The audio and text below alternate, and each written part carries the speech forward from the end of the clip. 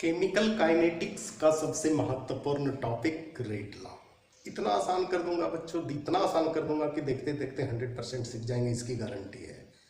तो बच्चों देखने में क्या हर्ज है, हाथ कंगन को आरसी क्या, पढ़े लिखे को फारसी क्या। तो बच्चों सबसे पहले लिखा जाए rate law. Rate law factor affecting rate of reaction में बच्चों हम लोग देख चुके हैं कंसेंट्रेशन, है ना।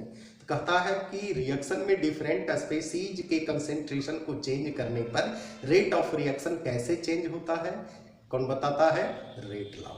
इसका अगर सिंपल डिफिनेशन कहें तो the representation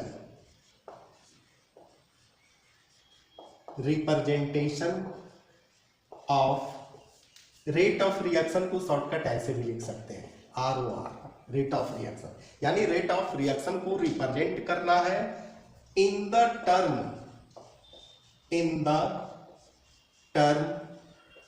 of concentration of reactant,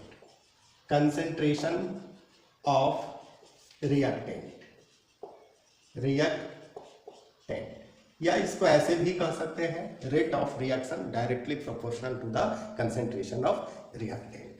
इसको बच्चों ऐसे भी हम लोग रिप्रेजेंट कर सकते हैं, द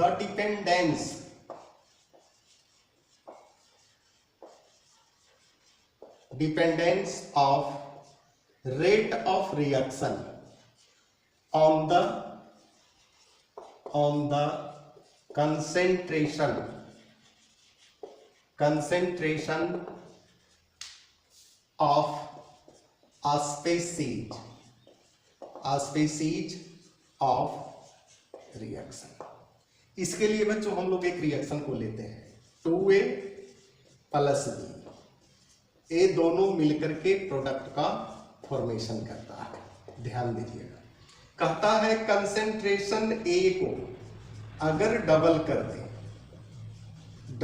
दे तो रेट ऑफ रिएक्शन क्या होगा, डबल हो जाएगा। यानी ROR directly proportional concentration of A पर पावर 1। इसी प्रकार से कंसेंट्रेशन ऑफ B जो है डबल करते हैं तो कहता है ROR 4 टाइम्स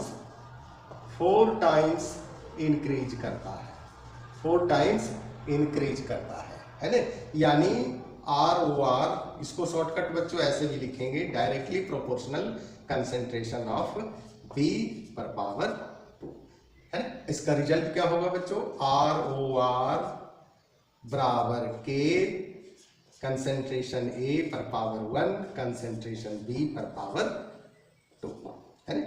इसको कहेंगे रेट लॉ एक्सप्रेशन। क्या कहेंगे, रेट लॉ एक्सप्रेशन। और के जो हो गया बच्चों रेट कांस्टेंट। इसके बारे में भी हम लोग डिटेल से देखेंगे लेकिन अगले वीडियो में, है ना। अब बच्चों इसको एक साथ मान लिया कि ऑर्डर तो पावर तो बदलते रहेगा, है ना। 0 भी हो सकता है, पॉजिटिव भी हो सकता है, निगेटिव भी हो सकता है, फ्रैक्शन में भी हो सकता है। तो इसको हम लोग ऐसे लिखेंगे ROR इजकल टू के A का कंसेंट्रेशन जो है पावर X, B का कंसेंट्रेशन पर पावर Y। अब इसको रिप्रेजेंट कर दीजिए, क्या रिप्रेजेंट करेंगे, ये तो हो गया concentration of A, concentration of A, है ना। B concentration of B, X हो गया order of reaction with respect to A। Y हो गया order of reaction with respect to B। X plus Y, ये हो गया बच्चों ओवरऑल ऑर्डर ऑफ रिएक्शन। अब बच्चों ये तभी आएगा आपके सामने जब आप एक्सपेरिमेंट करेंगे, एक्सपेरिमेंट पर ही एक्यूरेट निकलेगा, है। अब कहता है x प्लस वाई जो है, x प्लस वाई को n मान लीजिए, है ना, ऑर्डर ऑफ रिएक्शन हो गया। गुल्डबर्ग एंड बागे मिला जुला के धूम दबा के भागे। इन्होंने कहा इतना करने की आवश्यकता नहीं है, इसको सिंपल कर दिए। क्या सिंपल कर दिए? लॉ दे दिए। लॉ का नाम है लॉ ऑफ मास एक्शन। इन्होंने कहा कि द रेट ऑफ रिएक्शन यानी ROR, the rate of reaction is directly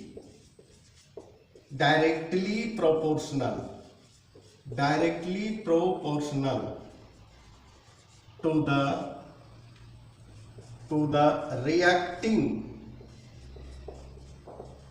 species, proportional to the concentration of, बच्चों concentration यहां कर दीजिए, concentration of reacting species raised to the power of stoichiometric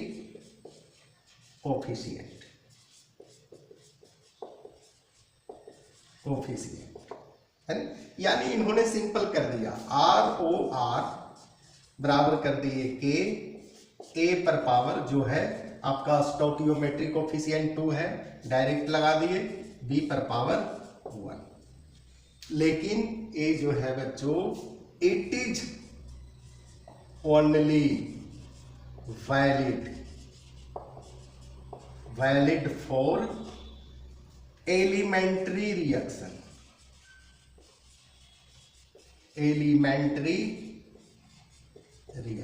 और elementary reaction बोले तो जो सिंगल स्टेप में होता है, सिंगल स्टेप